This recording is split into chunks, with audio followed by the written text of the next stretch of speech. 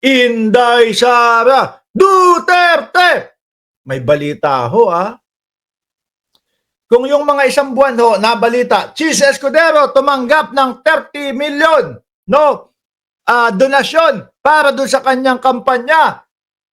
Joel Villanueva tumanggap ng 20 million para sa kanyang kampanya. Nako, may balita din kay Inday Sara Duterte yata, mga boss, flood control projects. Ayan. Glenn Escandor of Genesis 88 Construction, sabi dito, mga bossing. Game. Sa investigasyon ng Rappler, nalaman namin na ang campaign donor ni Vice President Sara Duterte na si Glenn Escandor ang nakakuha ng pinakamaraming flood control projects contracts sa buong Davao Region mula 2021 hanggang 2023. Mula 2021 hanggang 2023. Sabi po, bawal yung mga ganyan. Bawal pong tatanggap ng mga donasyon galing po doon sa mga kontraktor ng gobyerno. Bakit to, mga kababayan? Baka maging bayad utang yung mga proyekto ng gobyerno. Di ho ba? Tingnan nyo na lang yung mga nababalita, mga bossing. Karamihan ng mga nababalita, mga kababayan, is, etong government contractor na ito, nasa top 15, no? Etong government contractor na ito, laging binibigyan ng proyekto galing sa gobyerno, etc., etc. Bakit to? Kasi ang posibleng mangyari ho dyan, mga boss, chief, amo, sir, madam, bili na po kayo, mga suke, 3, 5, no? Ang posible ho mangyari dyan, mga kababayan, oy, BP, laki ng pinondo namin sa kampanya mo. Laki ng isinugal namin doon sa kampanya mo. Tapos ano man lang, di kami makakuha ng mga proyekto galing sa gobyerno. Wawa naman kami, grabe naman. Di ka namin pinabayaan nung panahon ng eleksyon. Tapos ito, ang ayos-ayos naman nung aming mga kumpanya, hindi man lang kami mabigyan ng proyekto galing sa gobyerno. Di ba? Ganun ho, kaya ipinagbabawal yan. Maaaring maging pangbayad utang, mga bossing. Adela Brasos at Max Safe, shoutout sa inyo. Marami ito, both sa amount at number ng contracts. Ang Escandor Development Corporation. Lahat Davao, Ay! Speaking of Davao ho, mga kababayan, may pinakita si Mayor Magalong, no? Meron pinakita si Mayor Magalong. Davao yun na kumbaga, ngayon pa lang inuumpisahan yung mga proyekto na dapat ang umpisa 2022 pa. Panigurado ako, nakadeklara yun, baka tapos na o siguro nasa kalagitnaan na. Pero paumpisa pa lang daw ho. Sabi ng mga residente doon, i-blur niyo po yung mukha ko. I-blur niyo po yung mukha ko. Baka daw balikan ng mga politiko ng Davao. Kaya ayaw magpakilala, ayaw magpakita. Natatakot sila. Di ba? Sabi, naku po, last month lang po inumpisahan yan. Ganon.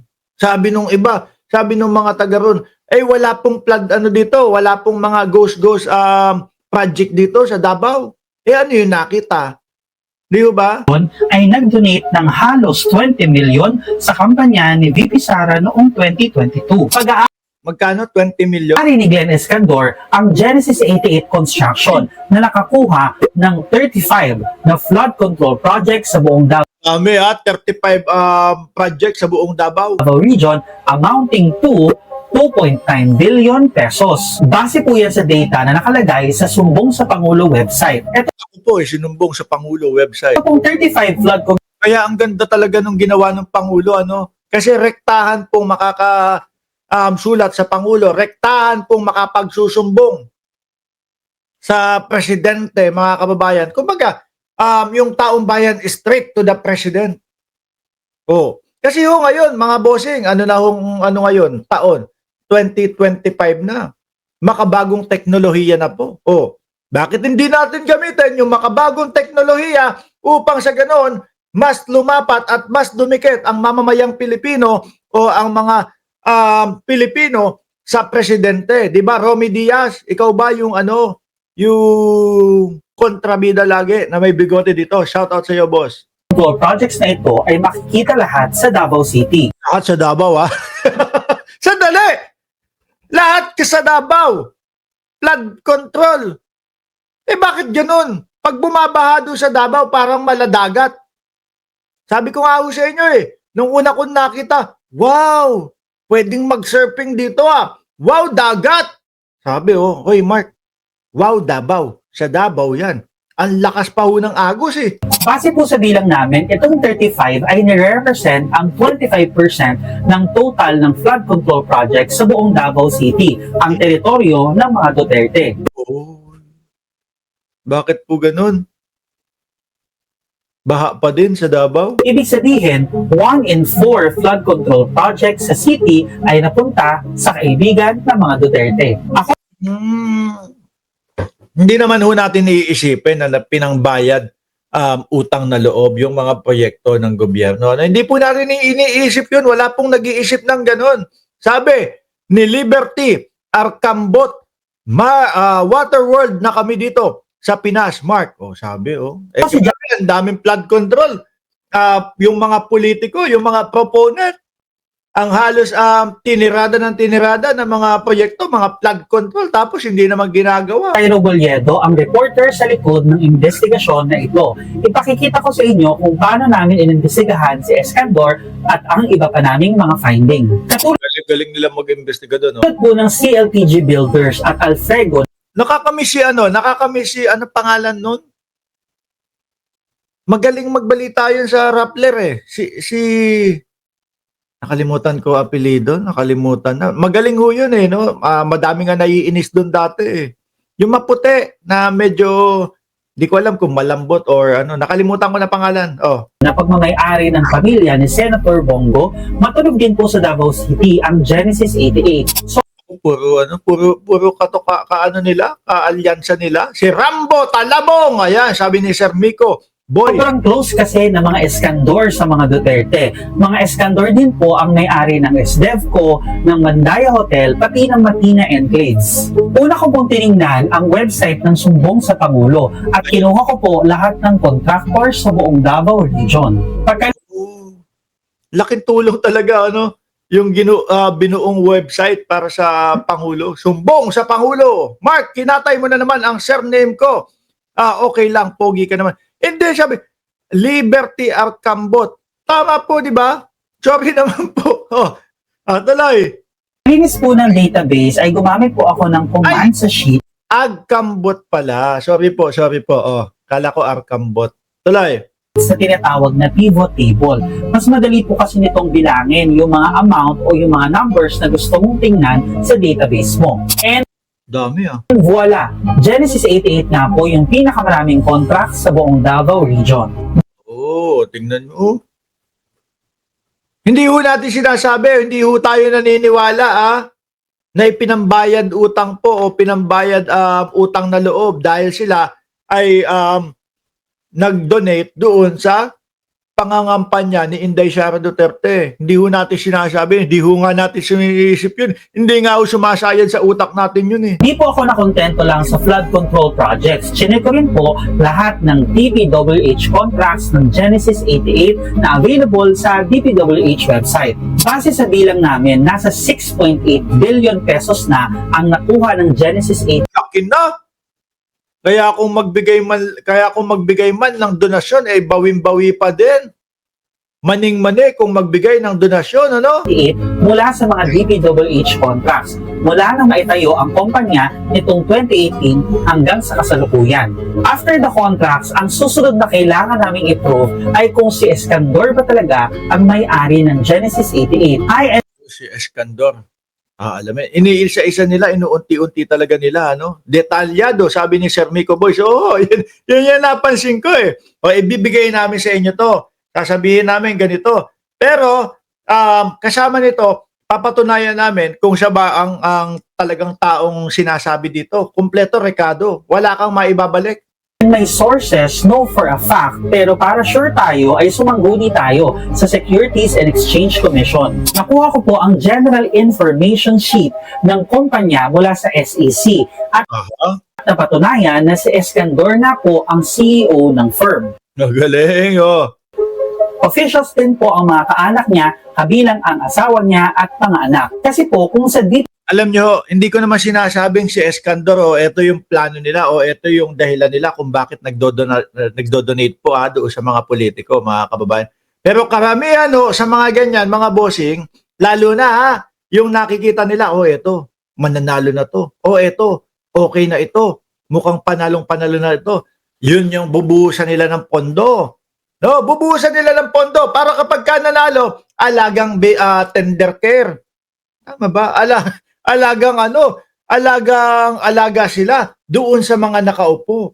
Hindi tayo kinalimutan nito. Ngayon, babawian naman sila. Boss! Paano naman ako? Tinulungan kita nung panahon ng eleksyon. Isa ako sa nagpondo sa iyo. Si politiko, hirap nang makatanggi. Babawi naman ng utang na loob. PWH website ka lang titingin, hindi mo makikita ang pangalan ni Escandor sa Genesis 88. Kasi po, isang Saturnino Bentulan ang authorized managing officer ng Genesis 88 na nakikipag-transact on behalf of Genesis 88 with the DPWH. Kaya kailangan mo talaga ng tulong ng SEC. Kasuhan na si Marcoleta sa Ethics Committee, sabi ni Ma'am Lilia Mancera. Uulit na naman yan sa susunod na hearing. Tingin ko, hindi nadadala yan. May contracts na tayo and mga amounts, tapos na-prove na rin natin na mga Escandor na ang may-ari. Ang pinaka-crucial na element ngayon ay yung ties ng mga Duterte sa Escandor. Marami namang available na secondary sources online, pero iba pa rin talaga ang weight ng first-hand sources. Nakakuha ako ng not one, but 3 sources na nag-confirm na close nga ang mga Dutertes at mga Escandor. Hindi lang picture-picture yan kagaya nung kay Jinggoy at kay Alcantara. Tingin ko malalim po yung yung ebidensya niya Yung isa sa mga sources ko ay talagang galing sa inner circle ni Escandor noon. Kaya talagang may credibility talaga siya na magsalita tungkol dito. Yung dalawang sources naman ay familiar din sa mga affairs ng Dutertes at Escandors. By the way, hindi po namin Baka yan yung witness ni Michael Yang. Baka yan yung witness ni Rodante Marcoleta. Di ba? Kasi yung witness ni Rodante Marcoleta, ultimo ho si Michael Yang kakilala ho. Ultimo ho si Michael, yung bahay ni Michael Yang, alam. Ultimo po yung dating bahay ni Michael Yang na advisor ni Duterte, alam. Para ho malaman nyo yun, mga boss chief sir, kailangan nasa inner circle ka ni Michael Yang o nasa inner circle ka ng mga Duterte. Ay, security pa yata ni Vice Presidente dati. Security yata ni Vice Presidente yung witness nitong si nitong si Marcoleta. Akala siguro nila hindi mabubuko yung mga ganun. bilang sources para po sa privacy and security nila. Isa pa, mayroon pong SOTO law or SHIELD law na pumoprotekta sa aming mga journalists para hindi namin i-reveal ang identity ng mga news sources namin. In the spirit of fairness, syempre Ganun pala yun. No? Kaya yung iba gustong maging journalist. Tayo okay na ho tayo sa pagiging vlogger. Kasi nire-respeto po natin yung titulo ng pagiging journalist. Tayo okay na yung ayan, ibabalita nila. Tayo naman mga magkukomento doon sa kanilang balita kung ano yung saloobin natin at ano ang masasabi natin sa balita nila. Kasi sila mga pinag-aralan ho nila yan. Nagsunog ho sila ng kilay mga kababayan para tapusin ho yung edukasyon na yan. Tingnan po natin ang panig ang mga Escandor at mga Dutertes. Si Representative Pulong Duterte, nag-reply po siya. Mananaksak! Ay, sorry, si Pulong pala yan. Naaalala ko lagi pag si Pulong ang naaalala ko, lagi ko naaalala yung beer house. Pero wala pa pong reply from the Escandor and Vice President Sara Duterte. We report about these things kasi po pera ng bayan ang pinag-uusapan at ginagastos para sa mga proyektong ito. More importantly, dapat nakikita ng taong bayan ang big picture sa investigasyon ng mga flood control projects na Correct, no? ito. Kasama po dyan ang relasyon Kaso po yung mga DDS, protect Sara Diskaya daw, protect Curly Diskaya daw, sabi ng mga DDS. Kaya ang pangalan nung ngayon, mga bossing, nung DDS, hindi na daw Davao Death, hindi na daw ganon. Hindi na din daw Duterte diehard supporter, hindi na daw po ganon. Ang sabi na po is, Duterte Diskaya supporter na daw po sila, mga kababayan. Kasi sila po yung sumisigaw na, protect Diskaya at all costs. Ibang klase, ano? Mga DDS. ng mga politiko sa mga contractors, katulad na lang ng mga Escandors sa mga Duterte. Iniiwasan po kasi ng ating batas na magkaroon ng advantage ang mga businessman at mga contractors just because may koneksyon sila o nagpondo sila ng kampanya ng isang politiko. Bawal din, ayon sa batas, na magkaroon ng koneksyon ang mga politiko sa government contracts. Ako, tignan nyo. Kaso yung mga politiko natin, mga kababayan, pagka nabigyan ng 25%, aba, humihirit pa maging 30%. Yung pag sa senador na mga linyahan daw ho, pagka nga daw sabi, kapag ka yung multi-purpose building, yung hilig ni Senator Joel Villanueva daw, sabi, si Senator Joel naman mahilig yan sa mga multi-purpose building 10% lang daw ho yung ganun, yung kickbackan. Hindi ko sinasabing si Joel Villanueva, yung kumikickback doon sa multi-purpose building, pero mahilig daw siya sa ganung proyekto.